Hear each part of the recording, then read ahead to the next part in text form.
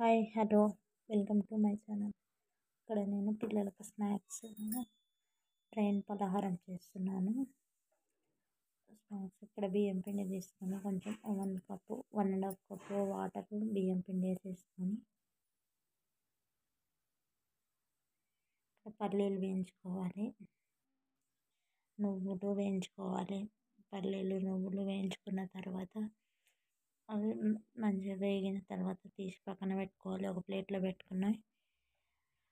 ఇక్కడ బియ్యం పిండి ఇందాక మనం వేసుకున్నాం కదా, వాటర్ బియ్యం పిండి అది మంచిగా కలుపుకోవాలి. కొంచెం గోరువెచ్చగా ఉన్నప్పుడు మంచిగా కలపాలి.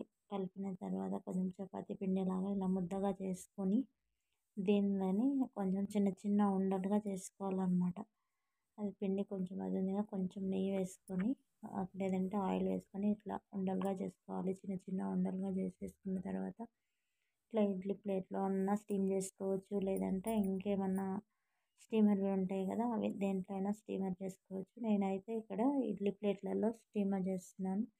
ఇడ్లీ ప్లేట్లో కొంచెం నెయ్యి రాసుకోవాలి. ఇలా రాసుకున్న తర్వాత మనం చేసుకున్న ఉండ్రాళ్ళ సైజులో ఉన్నాయి మాత్రం సేమ్ ఉండ్రాళ్ళే, అవి మాత్రం దీంట్లో వేసుకొని స్టీమ్ చేసుకోవాలి.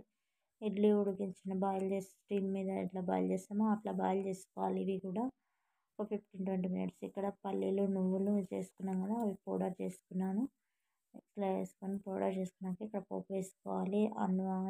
ఒక బండి పెట్టుకొని ఒక ఆయిల్, పోపు దినుసులు, తర్వాత కరివేపాకు, కొంచెం పచ్చిమిర్చి, రెడ్ చిల్లీ అన్నీ వేసుకోవాలి. వేసుకున్న తర్వాత అవి కొంచెం వేగాలి. పచ్చిమిర్చి వేగిన తర్వాత దాంట్లో కొంచెం పసుపు వేసుకోవాలి. కొంచెం కలర్ మంచిగా వస్తుంది.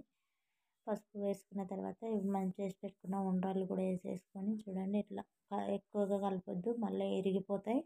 ఇట్లా మెల్లగా కలిపేసుకొని దీంట్లో ఇప్పుడు ఇందాక మనం చేసుకున్న పౌడర్ని యాడ్ చేసుకోవాలి. యాడ్ చేసుకున్న తర్వాత చూడండి రెడీ అయిపోతుంది. తినడానికి నీట్గా ఉంటుంది, టేస్టీగా ఉంటాయి.